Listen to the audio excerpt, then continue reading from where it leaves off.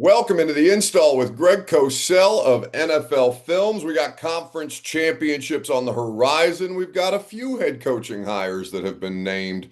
Greg, one such hire that we expect to be announced officially by the team later this afternoon, but has of course already been reported on, is Robert Saleh, going to be the next head coach of the Tennessee Titans. And there's a couple of different layers to that, but of course the thing that you have been talking about on this podcast, and I'm sure in other places as well these past few weeks, is that everything that this organization does moving forward has to be done in service of Cam Ward. Robert Saleh is an interesting figure here, and of course we're awaiting staff hires to really determine Sure. how much sense this is going to make. Yeah, and it's really hard to know. Look, people, I'm sure you've been probably been talking about it all week on your radio show, and I'm sure there's been varying opinions. So I'm sure some people think it's good, some people probably think it's horrible. That's just the nature of fandom.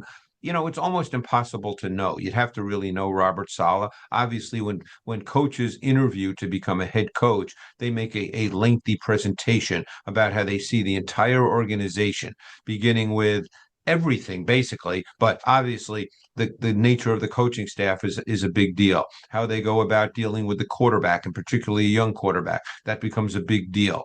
So obviously he checked all those boxes. We're not in those meetings, so I'm not going to sit here and say it's good or bad because we don't know that. Robert, I can tell you as a coach, as a defensive coach, because that's what we know for the most part about Saleh. Yes, he was a head coach, briefly before.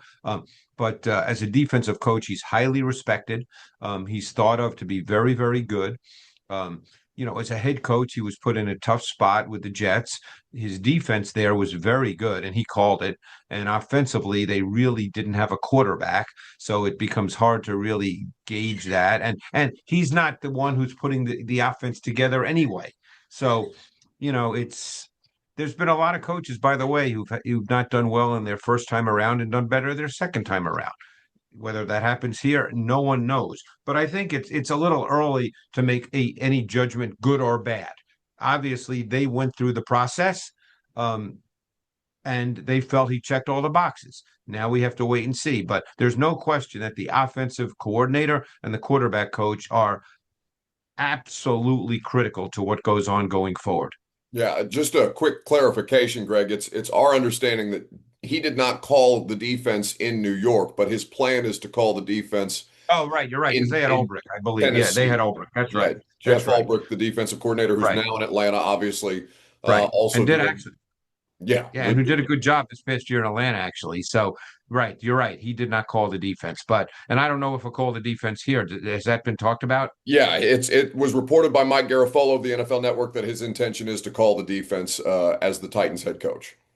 Well, if that's the case, then that makes the OC and the quarterback coach even more important because during the week, while he's not going to be unaware of what they're doing offensively, he's got to put together a whole defensive game plan and spend all that time with the defense. So it's almost as if you have a separate deal. You have a head coach who's the defensive coach, and then you're going to have an offensive coordinator and a quarterback coach, and others. They're not the only two offensive coaches, obviously, but that's essentially what it's going to be. So it makes that hire really important because the offensive coordinator is pretty much going to run the show on offense. Yeah, it's kind of the inverse of what we had here previously with Brian Callahan and Denard Wilson. Yep. So we will see what becomes of Robert Saleh, and we await again, they're going to announce him later today as we tape this on a Thursday morning on a press conference is scheduled for next week, is my understanding. So the other domino to your point is the offensive coordinator. Obviously, there are many other staff hires to be made. Right. Anytime you have a new head coach in place, the thing that we are waiting on here in Tennessee that may, but maybe by the time you hear this podcast, a decision has been made one way or the other. Brian Right. Daboll is interviewing to be the head coach of the Buffalo Bills. Diana Rossini, our friend at The Athletic, reported that if Brian Daboll does not get the head coach job for the Bills, which is his preference, the expectation is that he would be the offensive coordinator in Tennessee. So Right. just generally the idea of a Brian Daboll Cam Ward marriage, Greg, strikes you how? Again, none of us know personality, so I can't speak to that. And I don't know Brian Dable. I once reached out to him, yeah, and he actually got back to me in 10 minutes and said he loved my work. So I mean, but I don't know him personally, and I'd like to get to know him. But the point is Well, maybe when you he can at was the install or training camp or something like that. there, Who there you knows? go. There you go. Um, but the bottom line is that he is viewed as the one who really got Josh Allen's career on the right track. What he did offensively with Allen, I liked. And I think since he left, that pass game has not been what it was with, when he was there. Now, obviously Josh Allen, and I think Cam Ward is probably similar in this regard. They're both by nature aggressive throwers. Now, what they've done in Buffalo is they've really channeled Allen and kind of reduced him to where he's not an aggressive thrower. And it's, they've still made the playoffs and it's worked. And he was an MVP under, Joe Brady. And but I think they're both aggressive by nature. And Dable's pass game with Josh was very much intermediate and vertical because Josh Allen can make those throws, as can Cam Ward. So, just from again looking at it from a 30,000 foot view, I think that Dable stylistically, and I think what he believes philosophically about the pass game, and it's hard to know with the Giants because he just didn't have people, nor an offensive line, by the way, which is another factor. Hard to have a pass game when your offensive line can't protect. Um, I personally like aggressive coaches who want to push the ball down the field. Ben Johnson's like that. That's just a personal flavor. I like that. So I think that he'd be good for Cam Ward if it were to turn out to be the case. And what we do know about it, one way or the other, is that they were very interested in Cam Ward in New York. That was the team that was Right, most right, right, interested in trading right. up with the Titans in last year's draft. Ultimately, Tennessee opted to pass on the draft picks that were being offered by the Giants and take Cam Ward instead. So maybe it'll all come full circle. We'll see. Yeah, The we'll see what happens. the other coaching hire that I want to ask you about before we talk about conference championship weekend, Greg. I've been trying to talk about this Indiana national championship on the radio all week. They won't let me for some reason because of all the different coaching hire stuff that's going on. I can't possibly Well, how, understand why they'd be more interested in that than Indiana, but whatever. It's personal preference, I guess. and you were there. That must have been a lot of fun. It was a hell of a time. I have a newfound I have a lot of love for Fernando Mendoza to begin with, but that solidified it for a variety of different reasons. Right, right, right. But quickly before we do talk about conference championships in the NFL, Greg, Mike McDaniel with Justin Herbert going to Los Angeles, the former Dolphins coach. We understand that, maybe if Justin Herbert has a better performance, Greg Roman's still the OC there, but that's not what ended up happening. And the Chargers start an OC search that ends up with Mike McDaniel. What do you like about the fit between the player and the coach there? Well, as people have probably seen on social media, because it was there last week and it's still out there. I've been around Mike McDaniel. That people can see that he was talking and I'm sitting next to him. So I've been around Mike McDaniel and And and what was that clip from? I've been meaning to ask you about that. I'm glad you brought it up. yeah, that was his. I don't know if it's still his agent, but his agent at the time was Richmond Flowers, who's a well-known coach's agent, and he invited me to an event that was on the West Coast. It was a 2, 3 day event, and I spent a good amount of time with a number of coaches: Mike McDaniel, Brandon Staley, Chris Foster, Frank Smith. Trying to remember some of the others. There were a lot of coaches there, and it was a great event for a couple of days, and spent as people could see, spent time with Mike McDaniel and had some one-on-one conversations with him. He's an incredibly intelligent human being. He doesn't come across as the way people think of football coaches because he's very academic and intellectual in the way he speaks. But he's super smart. Look, the bottom line is he comes from the Shanahan school, but he's not wedded to that. Like he's not going to automatically go to the Chargers with Justin Herbert, who is obviously a totally different player stylistically than Tua or the quarterbacks that were in San Francisco when he was there with Kyle. And don't forget, I believe he was on. He was with Kyle when Kyle was the OC of the um, Falcons when the Falcons went to the Super Bowl with Matt Ryan. So he's been around different kinds of quarterbacks. And I think it's a really good hire because he's going to bring new ideas. And the fact that Harbaugh hired him, I'm assuming Harbaugh was actively involved in the hiring. That's what you'd like to assume. That Harbaugh understands that, hey, maybe we need some new ideas here. And don't forget, even if you take Keenan Allen out of the equation, who knows what Keenan Allen's going to do? He's older. I don't even know if he'll be on the roster. They still have quality wide receivers. Um, the running back Hampton was injured this year, but I think with McDaniel there, that works well. Um, I, I think it's a good hire. He's a really good football coach and an incredibly intelligent guy. Titans fans were a little disappointed, hoping that Mike McDaniel would come with Robert Saleh to be the offensive coordinator here, given their connection previously in San Francisco. But one could hardly blame him for looking at the No. opportunity to coach Justin Herbert and saying, okay, that makes a lot of sense from that standpoint. This conference championship weekend is an interesting one, Greg. How do you even approach the Denver Broncos on the matchup show, given the quarterback Well, situation? Well, it's funny you say that because Jarrett Stidham's been with Sean Payton for 3 years. He's been there. He started two games at the end of the 2023 season, and I went through those games, and I'm actually using a play from one of those games in the show because it's a concept. That's the thing. It's concepts. The past game is about concepts. Now, again, we don't know what Jarrett Stidham's going to do. We don't know how Sean Payton's going to approach it. My sense is Sean Payton is not going to try to hide Jarrett Stidham and play the game as if he's you know, no good. Now, that doesn't mean he's going to have him drop back 45 times either, but I think he's going to run his offense. Now, quite frankly, he's playing against a defense that in the playoffs, the Patriots have really increased their pressure quotient. They play a lot of man coverage. They probably have way better people than a lot of people are aware of. But I think they're going to play. I don't think Sean's going to go into this game with the idea that, we're going to try to win this game 10-7. I don't think he's going to play that way because I don't think that's his nature. And I think he believes his offensive philosophy. Say what you want about Sean Payton. Some people like him, some people don't, but there's no question he's an aggressive guy who believes in what he does. Some would say his ego's too big. That's fine. That's a personal thing. But he believes in his system and what he does. And he's not going to just say, well, we're going to hand the ball off. And we don't even know if Dobbins is playing. I guess he theoretically could. But I don't think he's going to go in this game and saying, well, we're just going to hand it to Dobbins and McLaughlin and Harvey, and that's all we're going to do, and hope that and then punt and hope we play field position. I don't think he's going to do that. Yeah, I think just because of the nature of him making his first start of the season in the postseason, people are having a visceral reaction to the idea of, oh my God, what are the Broncos going to do? But it's worth noting, Greg, that Jarrett Stidham is one of the highest paid backups in the league. To your point, Sean Payton obviously values him and his skill set.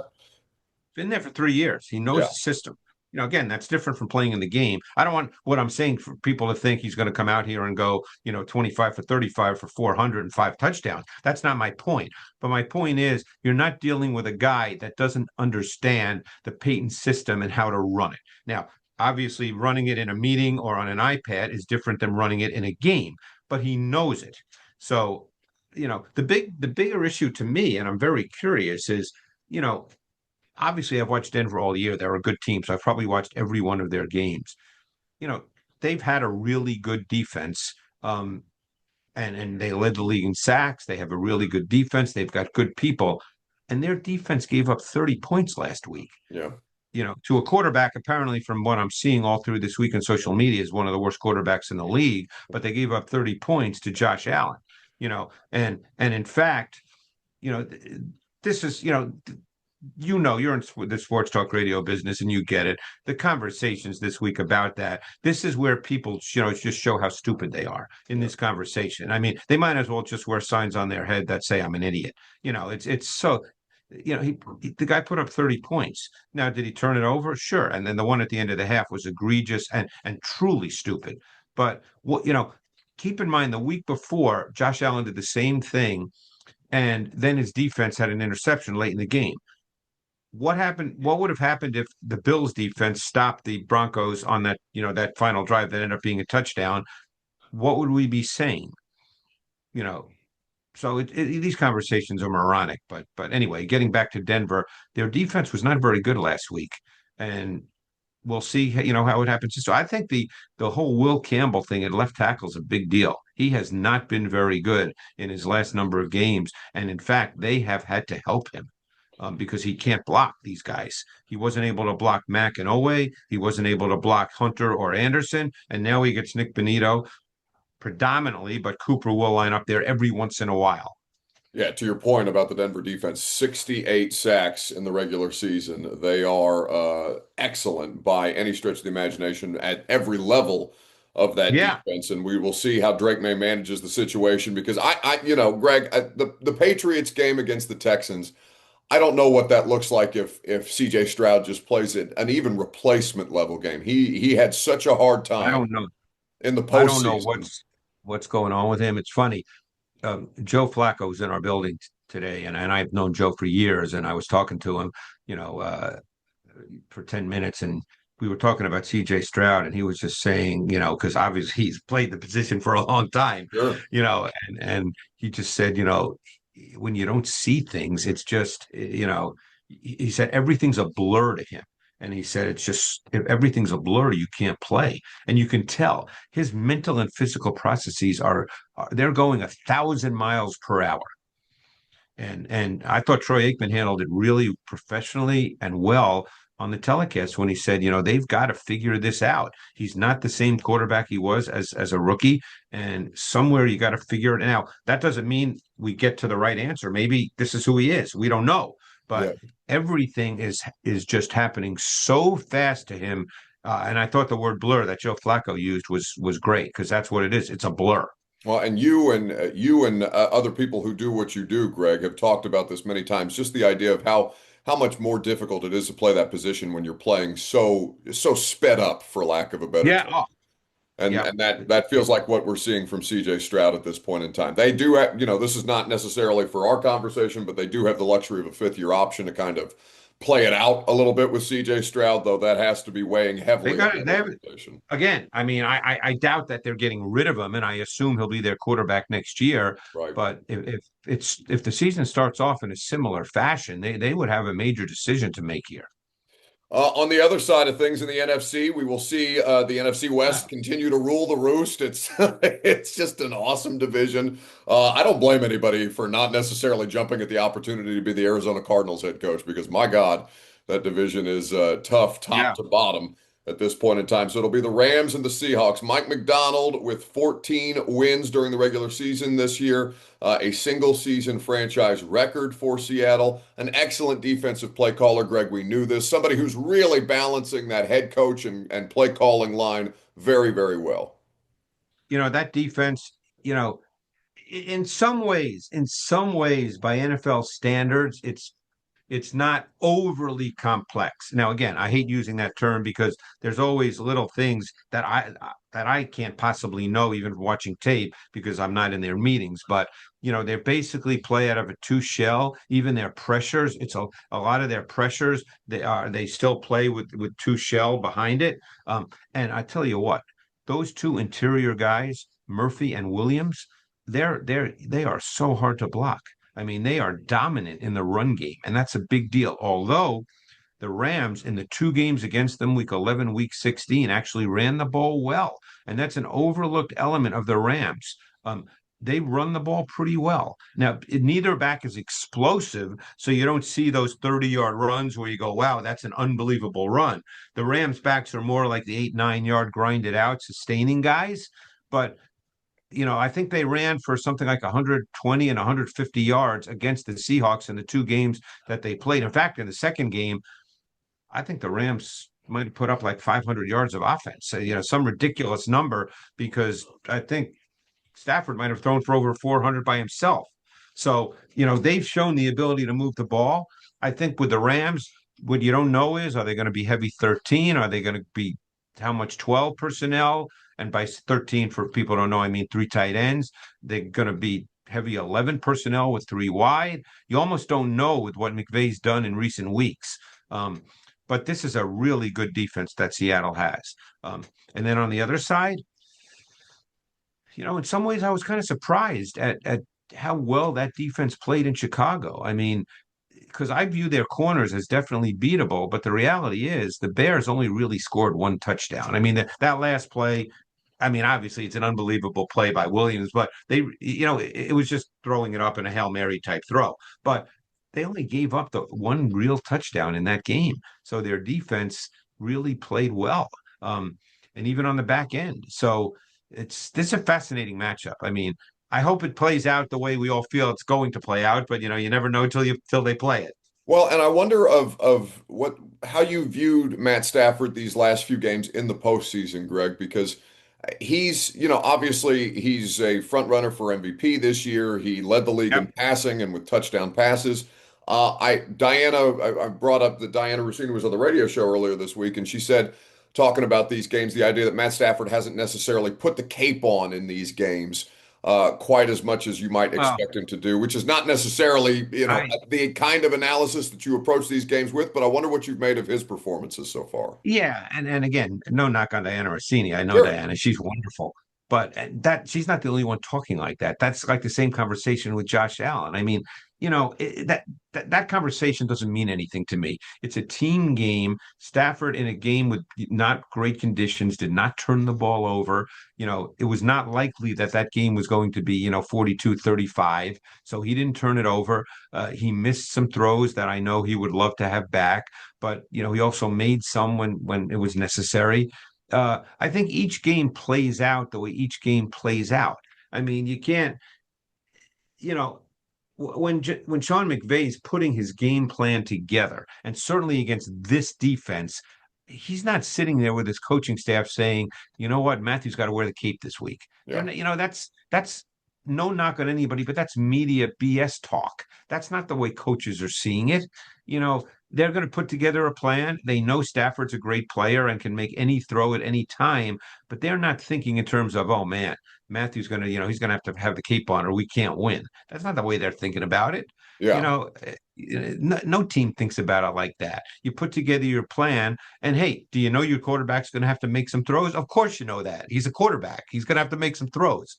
But, let's see how the game plays out. It's very possible this game could play out and be a 17-13 game. You don't know how it's going to look what's happened with Darnold in the playoffs. And I know there's people waiting for Darnold to throw 3 picks and blow and be bad. Could that happen? Of course it could. But, Seattle's not looking for Darnold to drop back 45 times. They're looking for Darnold to do what happened last week. He was 12 for 17, or the week before, well, not the week before, but the week they played San Francisco to wrap up the season, when I think he threw like 20 balls. They would love the game to play out like that, not because they don't want Darnold to throw it, but that means they're controlling the pace and tempo of the game and playing the game they want it to be played out as. Yeah, no, I think just from like me having a case of media brain sometimes as well, we talk in terms of storylines that Right. are Well, a interesting to narrative. media versus Everybody has how a football narrative. coaches talk Yeah. about this. Yeah. Everybody has a narrative, Yeah, you know. So people, including yourself, are really good talking. There's so many people obviously who talk football now, some being better than others. And there's a lot of people who are really good in the way they talk, but the way they talk, while it sounds great, is kind of removed from the reality of what the way coaches really deal with things. it's that's why those conversations with not just the head coaches that we do at the press conferences, but the assistant coaches and the position coaches and things Yeah. like that, Greg, just to kind of ground you every once in a while Yeah. from Yeah. They're not from a thinking, case of media you know, brain. I mean, whoever I hear, just to bring it back to the Titans, because that's, basically what we do is whoever gets hired as the OC is not going to come in and say, "Man, you know what? I'm coming in. Cam Ward's going to have to wear the cape every week or we can't win." They're not Yeah, going to come in like that. That's not the way they're going to see it. Fans might think that that's what has to happen, but coaches are not going to approach it like that. correct. Should be a fascinating weekend of football for a couple of different reasons, Greg. I can't wait to see how it plays out. And to your point about potentially the idea of a low-scoring game in the NFC Championship game, it almost feels more likely than a high-scoring affair given these two teams and how well they Turnovers. know each other. Yeah.